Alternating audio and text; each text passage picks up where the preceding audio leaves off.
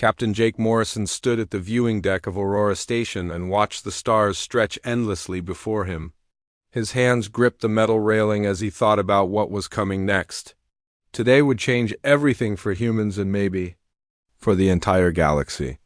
The first meeting with the Zephyrians was only hours away, and Jake felt the weight of his entire species on his shoulders. The Aurora Station floated in the empty space between two solar systems. Engineers had built it specifically for this moment when two different kinds of life would meet for the first time. The station had special rooms filled with water for the Zephyrians and air-filled chambers for the humans. Connecting these spaces was a unique meeting room where both species could exist together safely. Jake walked through the corridors of the station and found Dr. Lisa Carter in her laboratory. She was studying data streams on multiple screens showing everything they knew about Zephyrian biology.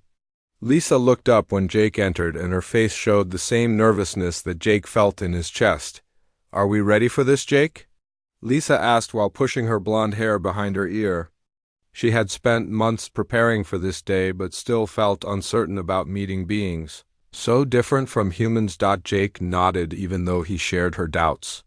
"We have to be ready, Lisa. Earth is counting on us to make this work. The Zephyrians have technology we need, and we have resources they want. This alliance could save both our species." Ryan Phillips joined them in the laboratory carrying a tablet filled with translation programs. The young communications specialist had dark circles under his eyes from working day and night to perfect the language systems that would let humans and Zephyrians understand each other. "The translation matrix is as good as it can be without real conversation data," Ryan said while showing them the complex algorithms on his screen. "But remember that we are guessing about a lot of their language structure. Some things might not translate perfectly." Jake studied the information about Zephyrian communication methods. Their species used movement patterns with their tentacles combined with color changes across their skin to express complex ideas. Humans had nothing like this in their own communication, and Jake worried about misunderstandings that could destroy any chance of friendship between the species. The three humans made their way to the meeting chamber as alarms announced the arrival of the Zephyrian bioship. Through the thick windows, Jake could see the alien vessel approaching the station. The ship looked nothing like human technology, with its organic curves and pulsing lights that seemed almost alive. It moved through space like a giant sea creature. Swimming through an ocean of stars inside the meeting chamber, water filled one half of the room while the other half contained breathable air for humans. A transparent barrier separated the two environments but allowed both species to see and interact with each other clearly. Translation devices hung from the ceiling ready to convert speech and movement into understandable communication for both sides. Jake took his position in the air-filled section with Lisa and Ryan standing beside him. Their hearts pounded as they waited for the Zephyrian delegation to enter their side of the chamber. None of them knew exactly what to expect from beings that had evolved in the oceans of a distant world. The water on the Zephyrian side began to swirl and bubble as their delegation entered the chamber through underwater passages. Jake watched in amazement as the first Zephyrian appeared in the water before them. The being was unlike anything he had ever imagined possible. She was tall and graceful, with skin that seemed to be made of living crystal. Her body glowed with soft internal light that shifted through different colors as she moved. Most striking were her tentacles, which flowed around her like liquid silk. There were dozens of them moving in perfect coordination to propel her through the water and express her thoughts through intricate dance-like patterns. The lead Zephyrian approached the barrier between their environments, and Jake realized she must be their diplomatic representative. Her tentacles created flowing patterns while her skin shifted through blues and greens. The translation device activated and spoke in a mechanical voice. "I am Kelanine Flowing Currents of the Deep Council. I speak for my people in this first meeting between our species." Jake stepped forward and tried to project confidence despite his nervousness. "I am Captain Jake Morrison, representing Earth and humanity. We are honored to meet you and hope this begins a friendship between our peoples." As Jake spoke, he found himself mesmerized by the way Kella moved through the water. Her tentacles created patterns that reminded him of ocean currents mixed with flowing light. The way she used them for both movement and communication was beautiful in a way that human language could barely describe. The formal introductions continued with both sides, sharing basic information about their species and their hopes for cooperation. Jake noticed that Kayla's tentacles never stopped moving even when she was listening to human speech. The patterns they made were hypnotic and seemed to contain layers of meaning that the translation device could not fully capture during a pause. In the conversation, Jake found himself staring at the incredible display of Kella's tentacle movements. The way they flowed together with changing colors reminded him of aura lights dancing across water. Without thinking carefully about his words, Jake spoke directly to Kella. "Your tentacles move like liquid starlight. It is beautiful." The translation device converted his words and transmitted them to the Zephyrian side of the chamber. Jake watched as Kella received the translation and expected her to respond with gratitude for the compliment. Instead, something unexpected happened that changed everything. Kella's entire body suddenly shifted to a deep purple-blue color that Jake had not seen before. Her tentacles curled inward toward her body in what looked like a defensive posture. The other Zephyrians in the delegation began moving their own tentacles in rapid, agitated patterns while their skin flashed warning colors. The translation device struggled to keep up with the flood of Zephyrian communication, but Jake caught fragments about protocol violations and inappropriate behavior. Kella herself remained silent, but her color continued to deepen while her tentacles stayed curled protectively around her body. Jake realized that something had gone terribly wrong with his simple compliment, but he had no idea what mistake he had made. Lisa and Ryan looked at him with confusion and concern as the Zephyrian delegation's agitation grew stronger. Kela finally spoke again, but her voice through the translator sounded different than before. "This meeting must end now. We will return to our ship to consider what has happened here." Before Jake could ask questions or apologize, the Zephyrian delegation was swimming away from the barrier toward their exit passages. Kella was the last to leave, and Jake thought he saw her look back at him for just a moment before disappearing into the depths of their section. The three humans stood alone in the chamber, wondering what had just destroyed their first contact mission with a single misunderstood compliment. Jake paced back and forth in his quarters while Lisa and Ryan worked frantically at their computers trying to understand what had gone wrong during the first contact meeting. The Zephyrian bioship remained docked to Aurora Station, but all communication attempts had been ignored for the past 6 hours. The silence felt worse than any angry response would have been. "There has to be something in the cultural database about tentacle references," Lisa said while scrolling through endless files of xenobiological research. Her fingers moved rapidly across the keyboard as she searched for any clue about Zephyrian social customs or behavioral patterns that might explain Kella's reaction to Jake's compliment. Ryan looked up from his translation analysis with frustration written across his face. "The language matrix shows that my translation was accurate, Jake. Your words about liquid starlight came through exactly as you intended them. But maybe the cultural context was completely wrong." Jake stopped pacing and stared out the window at the alien bioship. Its organic surface pulsed with different colored lights in patterns he could not understand. He wondered if those lights were some form of communication, and if they were expressing anger or disappointment with humanity's first diplomatic attempt. Meanwhile, aboard the Zephyrian vessel, Kella floated in her private chamber trying to make sense of what had happened during the meeting with the humans. Her tentacles still held traces of the deep purple color that had appeared when the human captain spoke about them so directly. In her entire life, no outsider had ever commented on her tentacles with such casual intimacy. Next-7 deep trenches entered Kella's chamber with his own tentacles showing agitated orange patterns. As her second-in-command and oldest friend, he felt responsible for protecting her from what he saw as human deception or insult. "The humans either meant to offend you deliberately or they are more primitive than we thought," Nex said while his tentacles created sharp angular movements that expressed his anger. No civilized species would make such personal comments during first contact unless they intended to be hostile or inappropriate. Kella's tentacles swayed gently as she considered Nex's words. She had studied human behavior patterns during their long journey to the meeting point and found their species fascinatingly direct in ways that Zephyrians were not. I do not think the human captain intended to offend me next. His body language showed genuine appreciation, not mockery or aggression. Then you think he was making romantic advances during a diplomatic meeting? Nex replied with even more agitation in his tentacle movements. That would be even worse than an insult, Kayla. The Deep Council will remove you from this mission if they believe the humans are trying to manipulate you through emotional tactics. Kella felt her skin shift to deeper blues as she thought about the human captain's words and the way he had looked at her tentacles with such obvious admiration. In Zephyrian culture, tentacles were deeply personal parts of their bodies that served not only for movement but also as primary sensory organs and emotional expression systems.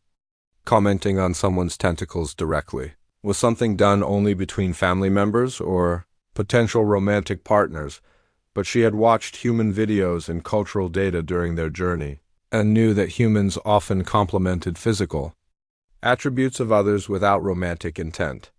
They seemed to appreciate beauty and grace wherever they found it, whether in their own species or in art or nature.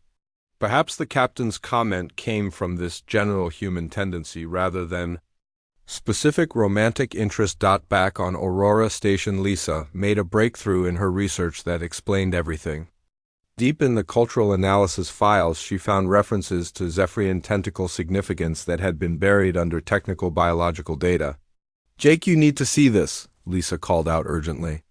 I found information about Zephyrian tentacle customs that explains why Kella reacted so strongly to your compliment. Jake and Ryan rushed to Lisa's workstation where she displayed her findings on the main screen. The data showed that Zephyrian tentacles were not just physical appendages, but complex organs that combined touch sensory input, emotional expression, and even some telepathic abilities within their species. According to this research, commenting directly on someone's tentacles is considered extremely intimate in their culture, Lisa explained while highlighting relevant sections of text. It is something done only by close family members or by individuals who are courting each other for romantic partnership. Ryan stared at the information with growing understanding and embarrassment. So when Jake complimented her tentacles during our first meeting, she thought he was either being incredibly rude or making romantic advances toward her in front of both delegations. Jake felt his stomach drop as he realized the magnitude of his cultural mistake. No wonder she turned that purple color and curled up defensively. I accidentally made what they consider a very personal, intimate comment during our first diplomatic contact. The three humans sat in stunned silence as they processed the implications of this discovery. Jake's innocent appreciation for Kella's grace and beauty had been filtered through translation into what Zephyrians would consider either an insult or a romantic proposition. Either interpretation would be completely inappropriate during first contact negotiations. We need to contact them and explain that it was a cultural misunderstanding, Jake said while moving toward the communication console. If we can make them understand that humans use physical compliments differently, maybe we can repair the damage to our diplomatic mission. Before Jake could send a message, the communication system activated with an incoming transmission from the Zephyrian ship. The three humans looked at each other nervously as they accepted the communication link, wondering what kind of response they were about to receive. Kella's voice came through the translator, but she sounded different than she had during their face-to-face meeting. There was something cautious but also curious in her tone that gave Jake a small amount of hope. Captain Morrison, I request a private communication channel between us to discuss what happened during our meeting.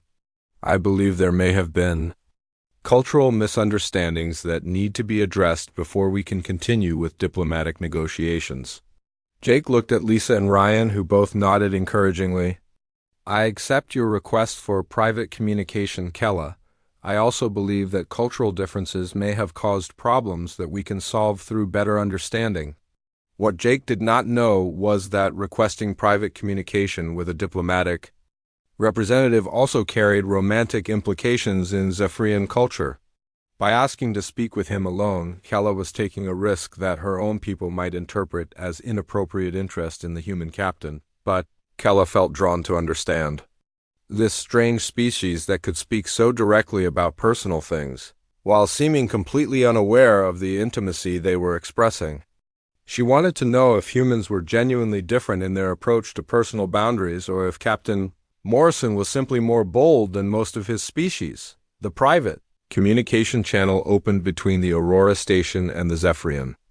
The IO ship creating a direct link between Jake and Kella without their respective crews listening in. Both of them felt nervous about this conversation, knowing that their words could either repair the diplomatic damage or make it even worse. As they began to talk, both Jake and Kella realized they were about to learn things about each other's species that could change everything they thought they knew about the possibilities for friendship between humans and Zephyrians. Jake sat alone in the communication chamber as the holographic interface activated, showing him a three-dimensional image of Kella floating in her own communication space aboard the Zephyrian bioship. The technology allowed them to see each other clearly while remaining in their separate environments. Jake could see every detail of her crystalline skin and the gentle movement of her tentacles as she settled into position for their private conversation.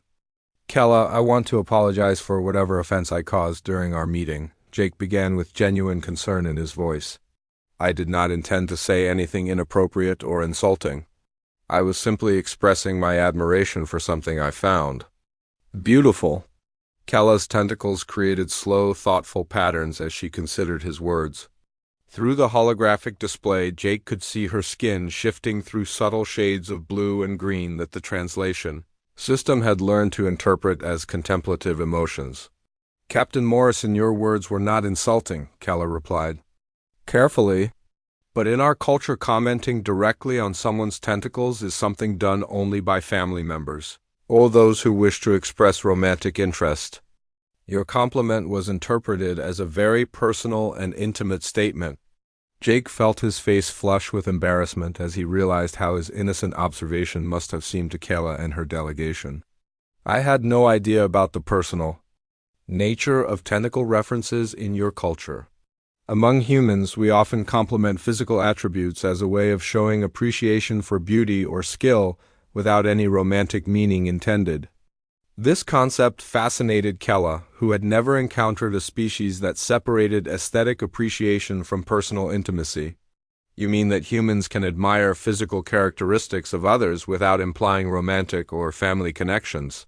Exactly, Jake said while leaning forward with growing enthusiasm for this cultural exchange. We might compliment someone's hair or eyes or the way they move simply because we find it beautiful or impressive. It is like appreciating a sunset or a piece of art without wanting to possess it. Kella's tentacles began moving in more complex patterns as she processed this new understanding of human nature. To demonstrate her point, she allowed her tentacles to flow into an intricate display that created spiraling patterns of light and movement around her body. These movements express my current emotional state and level of comfort with our conversation, she explained while her tentacles continued their elaborate dance. I have never shown such displays to an outsider before because it would be considered too personal and revealing. Jake watched the mesmerizing display with genuine wonder and appreciation. That is incredibly beautiful, Kella. The way your tentacles move together creates patterns that look like living art. I can see why such displays would be considered personal if they express your emotions directly. And yet you can appreciate the beauty of the movement without feeling that I am inviting romantic connection, Kella said with growing understanding of human psychology. This separation of aesthetic appreciation from personal intimacy is completely foreign to Zephyrian thinking. Their conversation continued for hours as both Jake and Kella discovered how differently their species approached concepts of beauty, personal boundaries, and emotional expression. Jake shared examples of human art, music, and literature that celebrated beauty for its own sake without requiring personal relationships with the creators. Kella explained, How Zephyrian culture had evolved in ways that made every form of expression deeply personal and connected to individual identity. The idea that beings could appreciate each other's attributes without implying deeper connections opened up possibilities she had never considered. Your directness and openness are qualities that I find appealing, Kella admitted while her tentacles created patterns that Jake was beginning to recognize as expressions of interest and curiosity. Most species we have encountered are more reserved and formal in their communications. Jake smiled at her comment, feeling a growing connection to this remarkable being who was so different from humans yet shared their curiosity about the universe.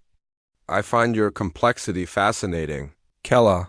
The way you think through problems and express yourself through multiple channels at once shows an intelligence that is beautiful in its own right. As their conversation deepened, both Jake and Kella began to realize that their initial cultural misunderstanding had led to something neither of them had expected. The forced intimacy of explaining personal customs had created genuine understanding and mutual attraction that went beyond diplomatic necessity. I should tell you, Jake, that requesting private communication with a diplomatic representative also carries romantic implications in our culture, Kella said with tentacles that showed both nervousness and amusement. By speaking with you alone, I'm taking risks with my own reputation among my people. Jake felt a mixture of concern and growing affection for this brave alien diplomat, who was willing to risk misunderstanding for the sake of building bridges between their species. Then we are both taking risks, Kella. If my superiors knew how much I am enjoying our conversation, they might worry that I am compromising our diplomatic mission. Are you compromising the mission, Jake? Kella asked, directly with tentacles that had shifted to colors Jake was learning to associate with serious questions. Jake considered her question carefully before answering. I think I am discovering that successful diplomacy might require exactly this kind of personal connection and understanding. How can our species become allies if we do not truly know each other as individuals rather than just representatives? Kella's response came through movements of her tentacles that needed no translation for Jake to understand as agreement and shared sentiment. I have been thinking the same thing. The formal protocols and careful distance that diplomacy usually requires may actually prevent the kind of trust and cooperation that lasting alliances need. Their conversation was interrupted by urgent communications from both of their crews. Lisa's voice came through Jake's communicator with barely controlled panic, while Kella received rapid tentacle pattern messages from her own delegation. Jake, you need to return to the main communication center immediately, Lisa said with worry clear in her voice. Earth Command has been monitoring our situation, and Admiral Hayes is demanding explanations for the extended private communications with the Zephyrian representative. Similar concerns were being expressed to Kayla by Nex and other members of her delegation, who worried that extended private contact with the human captain showed inappropriate emotional involvement that could compromise their mission objectives. Jake and Kella looked at each other through the holographic interface, knowing that their growing connection was creating problems for both of their crews and command structures. The understanding they had built between themselves was exactly what their species needed, but it threatened the careful protocols that military and diplomatic organizations preferred. What do we do now? Jake asked while watching her tentacles. Create patterns that express the same uncertainty he felt in his own heart. We find a way to make our personal connections serve the larger purpose of bringing our species together, Kella replied with tentacles that showed determination despite the challenges they faced. If understanding between individuals can create trust, then perhaps our relationship can become a foundation for the alliance our peoples need.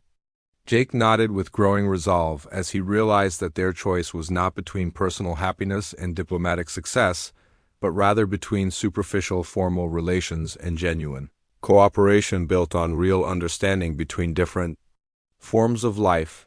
The path forward would require them to convince their respective leaders that the personal bond they were developing was not a distraction from their diplomatic mission, but rather the key to making it succeed in ways that purely formal negotiations never could achieve. Admiral Susan Hayes appeared on the main screen of Aurora Station with her face showing the kind of anger that made seasoned officers tremble.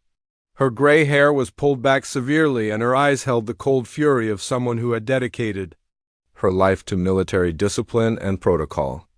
Jake stood at attention while Lisa and Ryan flanked him, trying to look professional despite the chaos of the past few days. Captain Morrison, you will explain to me immediately why you have been conducting unauthorized personal communications with an alien representative during humanity's first contact mission, Admiral Hayes said in a voice that could cut through steel.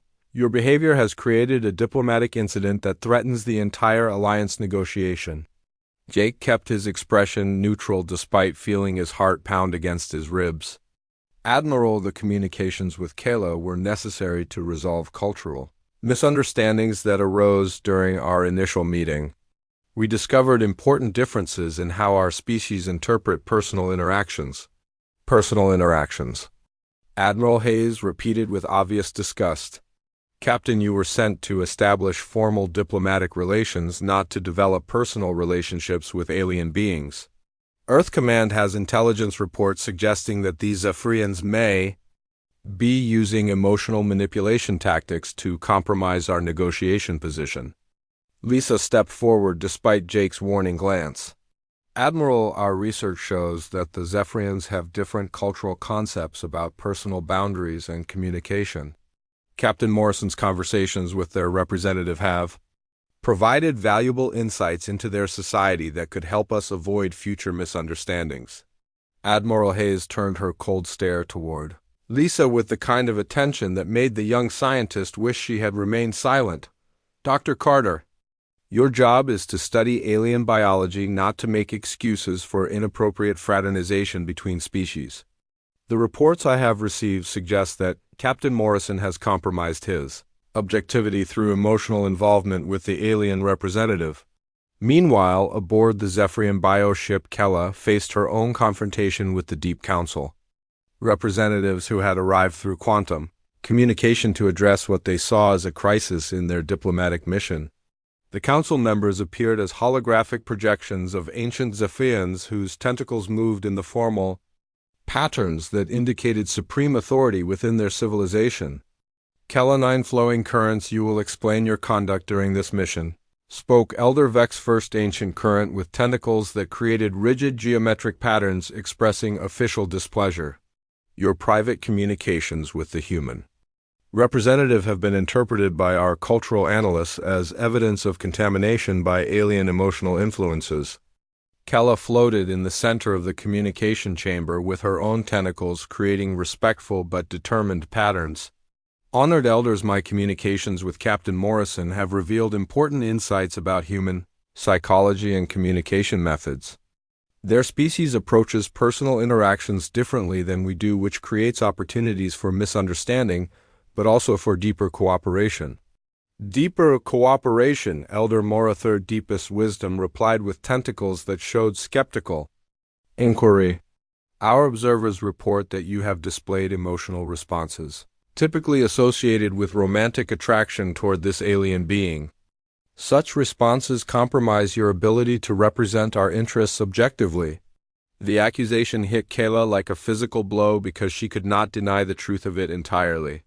Her interactions with Jake had awakened feelings and curiosities that she had never experienced with members of her own species.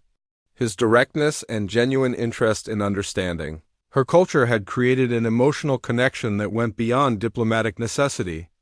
I do not deny that I find the human captain interesting as an individual, Kella replied while her tentacles showed honesty despite her nervousness. But I believe that this personal connection has enhanced my understanding of his species rather than compromising my judgment. True cooperation between our peoples may require exactly this kind of individual understanding. Back on Aurora Station, Jake faced a similar confrontation as Admiral Hayes continued her interrogation. Captain Morrison, you will terminate all personal contact with the Zephyrian representative immediately and return to formal diplomatic protocols. If you cannot maintain professional objectivity, you will be relieved of command and replaced by an officer who can complete this mission properly. Jake felt the weight of his entire career and humanity's future pressing down on him as he considered his response. Everything he had worked for in the military hung in the balance, but he also knew that the connection he had built with Kella represented something more valuable than career advancement or protocol compliance. Admiral, the first request permission to present.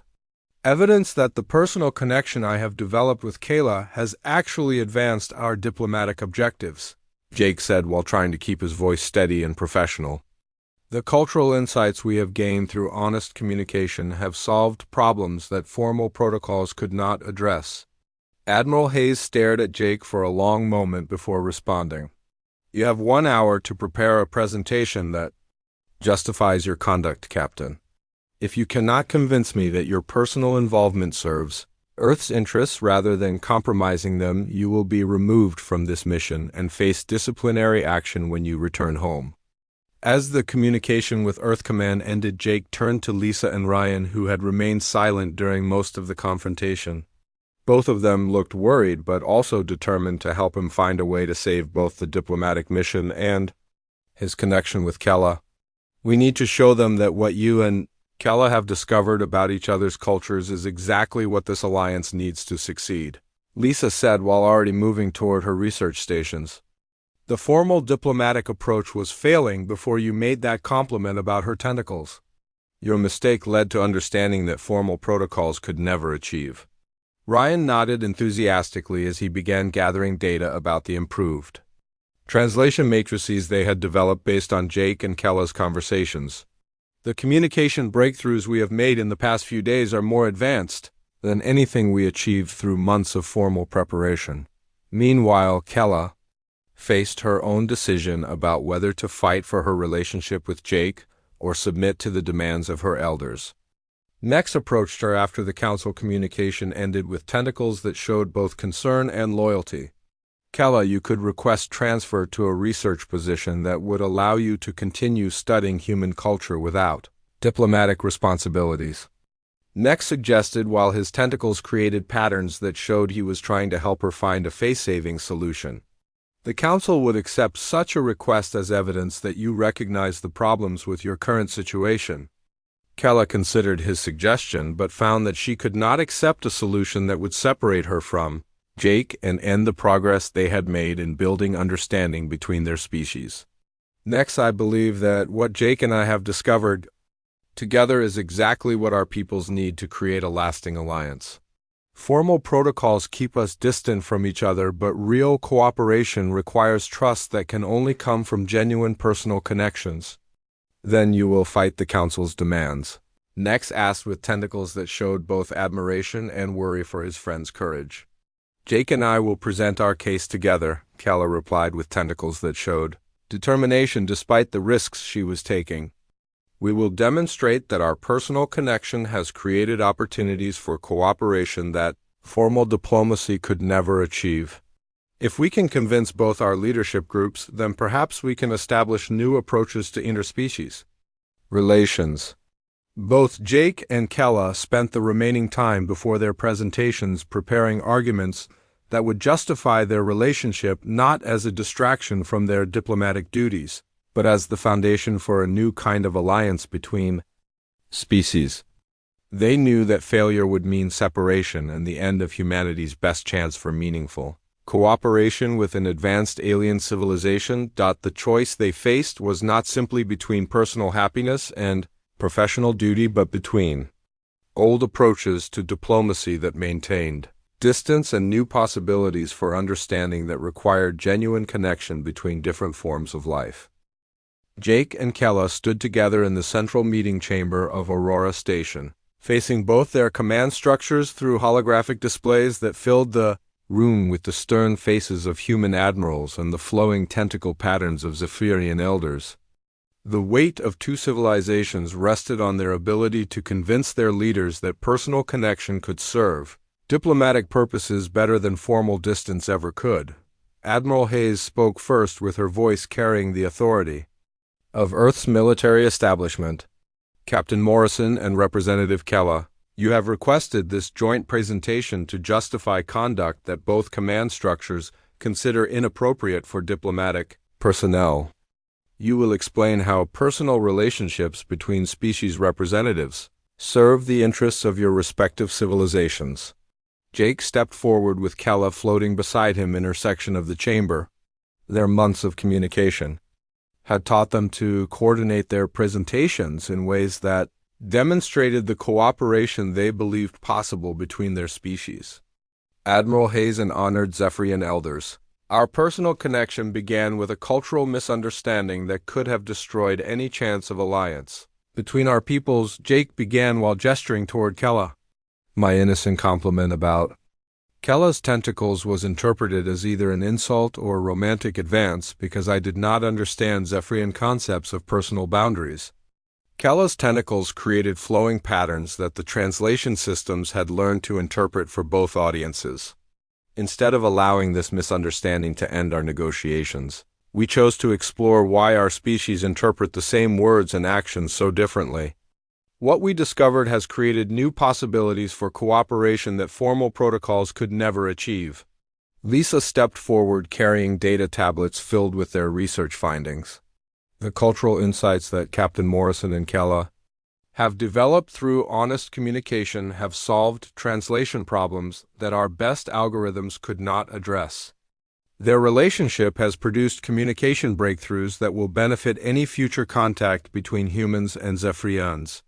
Ryan activated displays showing the improved translation matrices that had emerged from Jake and Kella's conversations. The formal diplomatic language we started with could handle basic concepts but failed completely when dealing with cultural subtleties. The personal communication between Captain Morrison and Kella has taught our systems to recognize emotional contexts and cultural implications that make real understanding possible. Elder Vex First Ancient Current responded with tentacle patterns that showed careful consideration of their arguments. You claim that personal involvement has enhanced diplomatic effectiveness rather than compromising it. Provide evidence that this connection serves collective interests rather than individual desires. Jake and Kella exchanged glances before presenting their most important argument. Together, they had developed a proposal that would transform how their species approached interspecies relations. We propose to establish a joint cultural research station that will serve as a permanent bridge between our civilizations, Kella announced while her tentacles created patterns that expressed confidence despite her nervousness. This station will be staffed by individuals from both species who are trained to understand and navigate cultural differences through personal connection rather than formal protocol. Jake continued their presentation with growing enthusiasm. The research conducted at this station will provide cultural guidance for future diplomatic missions between our species and with other alien civilizations we may encounter.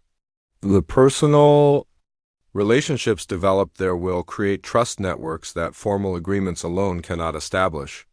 Admiral Hayes studied their proposal with the calculating expression of someone evaluating military strategy. You are suggesting that we institutionalize personal relationships as a tool of diplomacy. This represents a fundamental change in how humanity approaches interspecies contact. The traditional approach has failed with every alien species we have encountered, Jake replied with quiet conviction. Formal protocols maintain distance that prevents the trust necessary for real cooperation.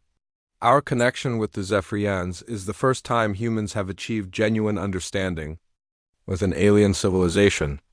Elder Mora Third Deepest Wisdom created tentacle patterns that showed intrigued questioning.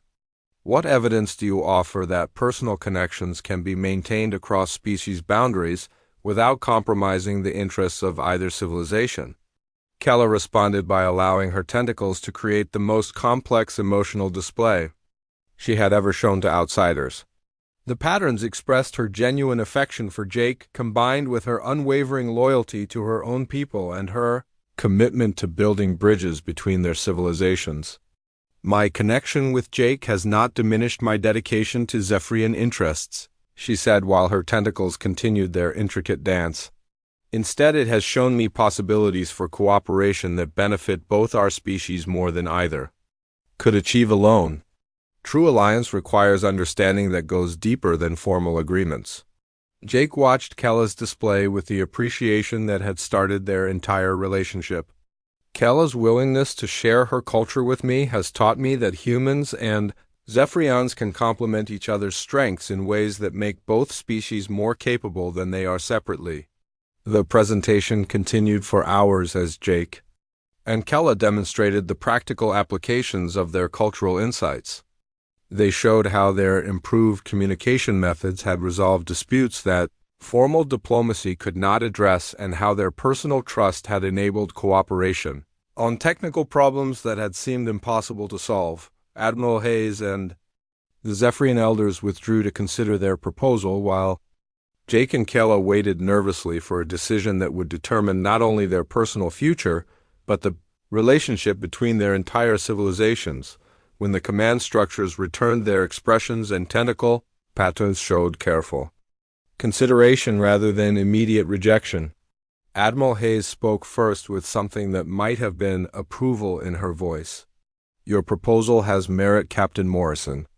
Earth Command will authorize the establishment of a joint cultural research station on the condition that its operations are carefully monitored and that its findings are shared with both military and diplomatic organizations, Elder Vex responded. With tentacle patterns that showed formal acceptance, the Deep Council approves this experiment in interpersonal diplomacy. Kella 9 flowing.